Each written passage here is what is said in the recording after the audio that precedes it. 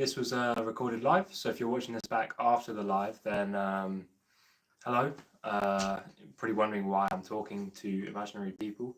That's probably because I'm talking to people that are in the chat. But the main purpose of me going live today was, one, that I'm procrastinating and I need something to do, and two, is that I'm here to teach you how to play Rosanna, hopefully, and how to build your way up to, one, the fast speed that it takes, and two, maybe how to build up the groove, and we'll see. I'm probably just going to keep live streaming until my phone dies, to be honest, so we'll see how far we get. So starting off, how does the Rosanna groove go in terms of its component parts? So the hand is obviously a shuffle groove. Right, I'm going to roll my sleeves up actually. So it's obviously a shuffle groove, so the right hand going. It's pretty best to start with that then. So shuffle, push, pull is how I usually do it. So push, pull, push. And how am I doing that? I'm using a tiny bit of molar. The arm is coming out a little bit. At slower tempos, obviously as you build that up, it's probably not going to be using molar as much. Not going to be as much of this. More going to just be that sort of motion. So how did I build that up? Obviously I'm working on my molar, not just the twos of, and not just swung. Also working on that straight, so I'm working on it in groups of threes like this. And working that all the way as well. You definitely want to be working your left hand, otherwise you're going to be underdeveloped on that side compared to your right hand. So the next part of the grooves is sort of the little ghost notes. So I'm going to try and explain that the best I can. Basically there's a ghost note after every two on the right hand. So obviously it starts off with a that's how it mainly goes. So the right, left, right, right, left, right, right, left, right, right, left.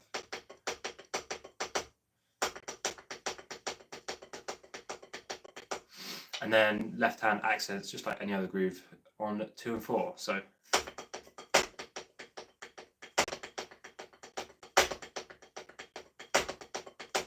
again, something I've been working on recently is to get that better. So let me just adjust the camera a little bit.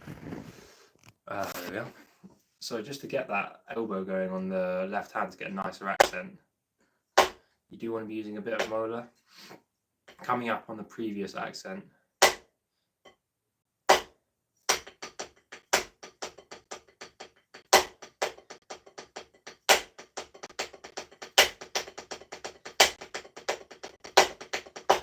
And there is actually an accent that comes after that, a ghost note that comes after that accent. So if anyone's just joining, we're just going over the molar stuff, that molar stuff that you can work on to improve your Rosanna grooves, the Rosanna shuffle.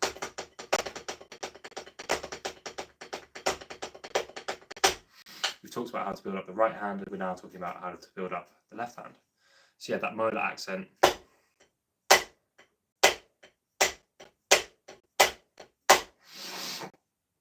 Okay, what else can I talk about? The foot pattern. I'm not going to put my foot in the camera, but it's kind of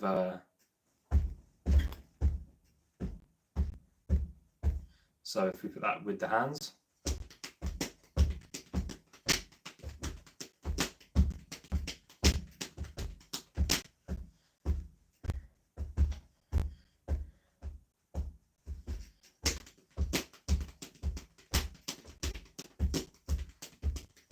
Might feel slightly unnatural putting your right foot with the left hand at the end. So, ba, boom, boom, ba. So you see your left hand is playing with that right foot at the same time.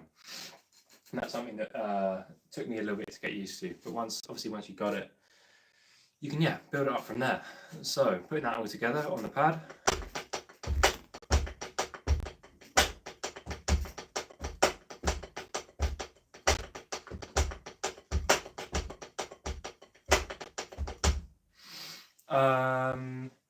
Talking about sort of the entry fill, it's just snare, snare, and then high tom or low tom, anything like that.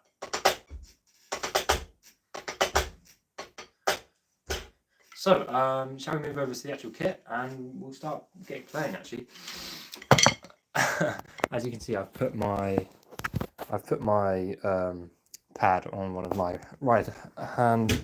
ride cymbal stands. So where can I set you up? I'll re-put this. Is that going to stand? Hopefully that stands. Okay, let me just set this back up and we'll get going again. So that's a good thing that most practice pads actually do have a thing that you can screw them into these stands. So yeah, you can set them up pretty much wherever you want on your kit. Whether that's if you've got neighbours that get pissed off because you're playing too loud, or whether you just want to play some quiet drums. Maybe you don't want to piss your parents off. That's usually my problem. So, ride's back on.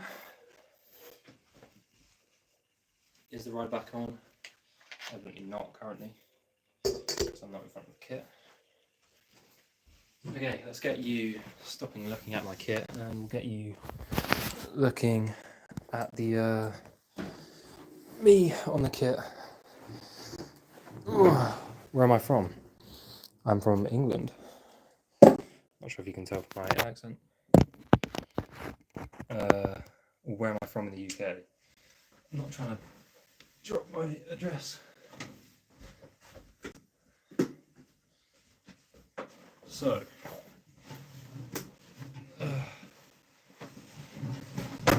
as you can probably hear, I'm from the south of England.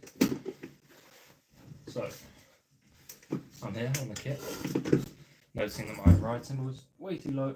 Oh no, now it's off. It's the struggles of doing a live compared to recording a video. Things go wrong and people get bored. So, we're here, we're on the kit. I've got my earplugs, I've got my sticks. Shall we play the actual Rosanna groove? And we'll talk about some things to think about. So, again, the bass drum.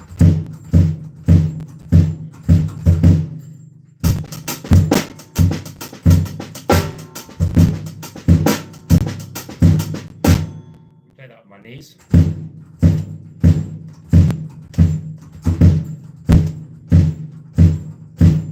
After you play that sort of first double, then you're pretty much just playing straight sort of notes.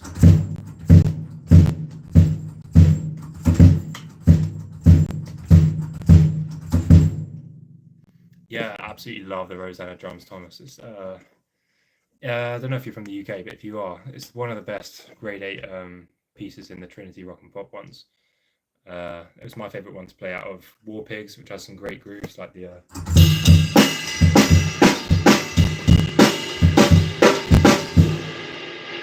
You've got 7 Days, I learned 7 Days.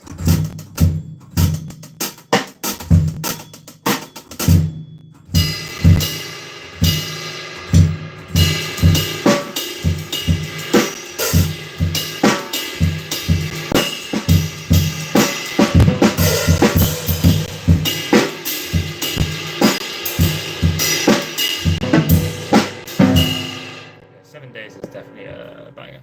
Total form of session musicians, some of the best around at the time.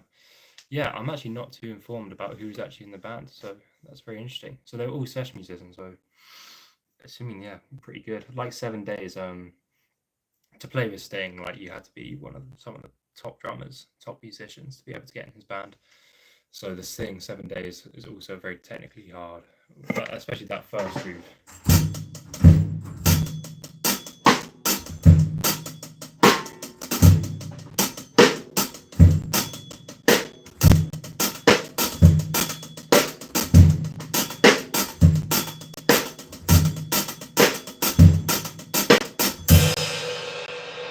Yeah, that's pretty tricky. So yeah, back to the Rosanna groove. I want to be something I've been working on when playing it is definitely hitting the rim shot on the snare. I got 2 out of 3 there. But yeah, that makes it sound great. If you can get that consistently, then it's going to make it's going to make your Rosanna shuffle sound much better. So.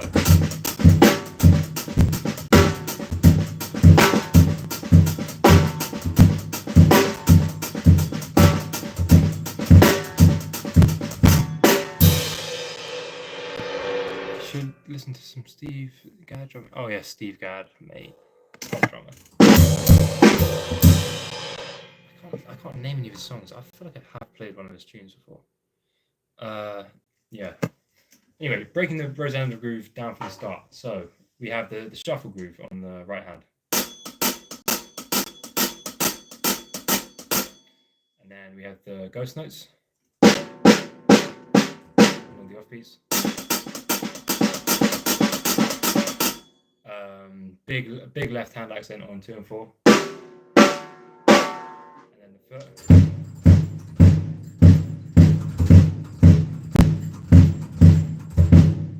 Putting that all together.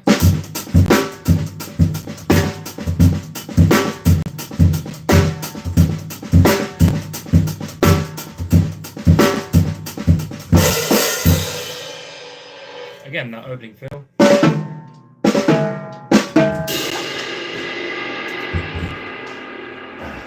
Using my stick as usual. So.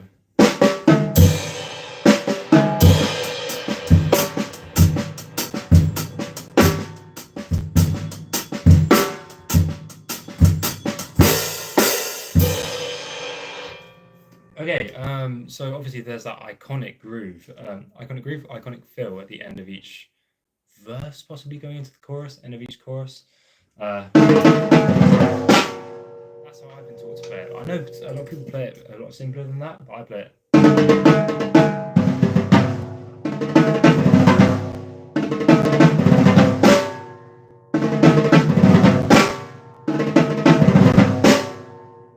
With the sort of rolls.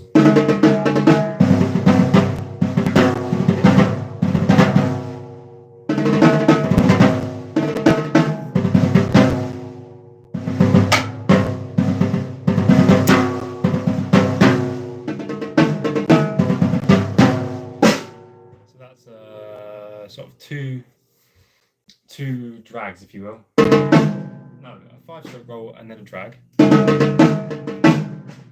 then a sort of paradiddle reversed. And then finishing with the flam. So.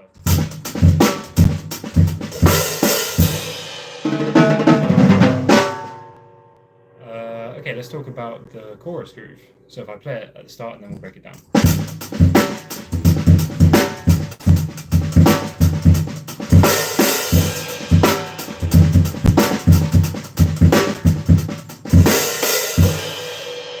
So, right foot.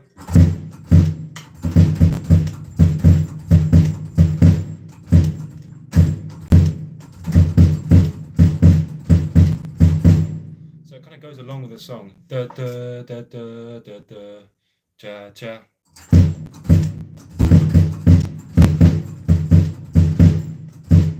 So yeah, you can hear that the right foot really goes with the whole sort of song. So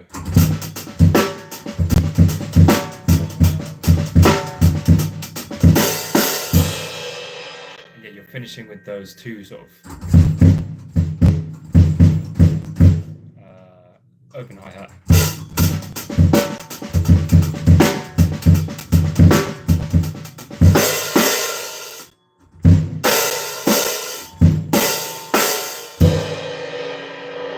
So bringing that all up to full speed.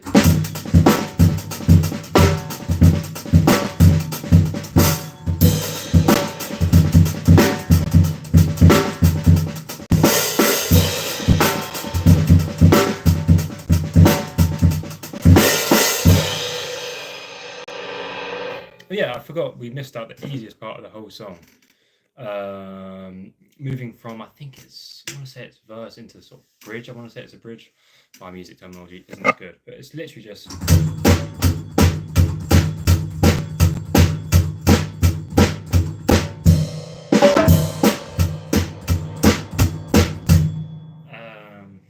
And that's when there's sort of less stuff going on. It's more just the main singer singing the actual song. Okay, so not much time left. My phone is almost on the edge of death right now. So it's just straight 1, 2, 3. Yeah, so 4s on the floor tom, floors on the bass drum, hi-hat on 2 and 4. fours, and then eights on the fours on the hi-hat.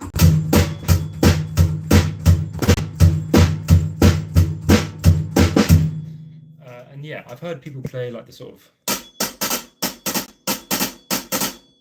that you would typically hear in like a jazz ride pattern, like a.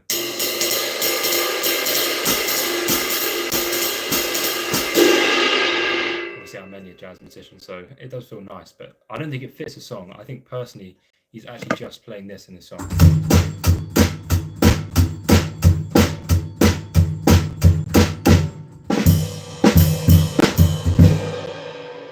So yeah, I wouldn't play.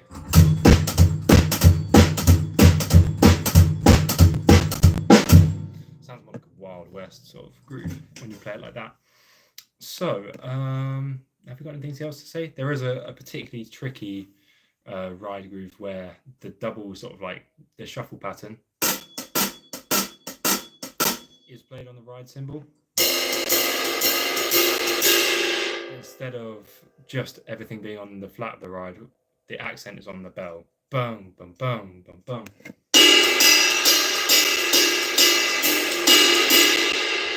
So instead of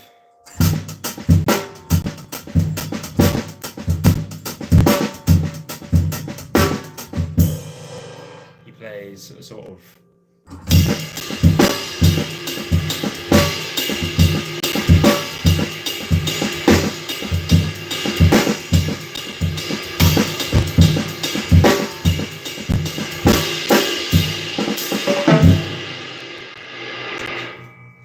yeah, so that can be particularly difficult, especially when played with the chorus foot pattern.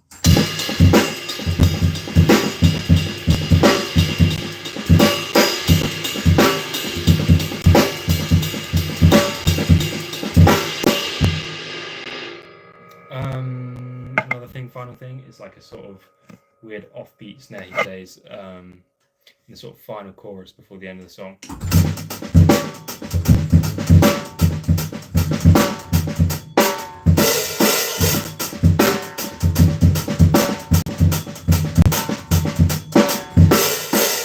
a sort of extra snare at the end.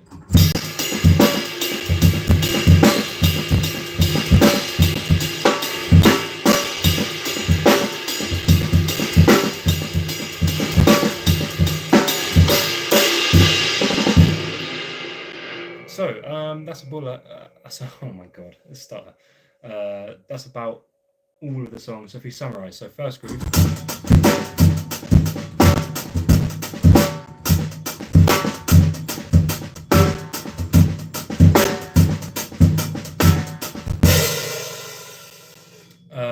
Phil entering the song.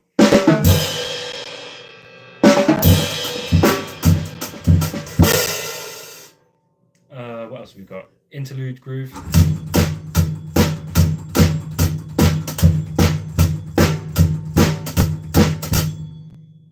We've got our sort of chorus groove.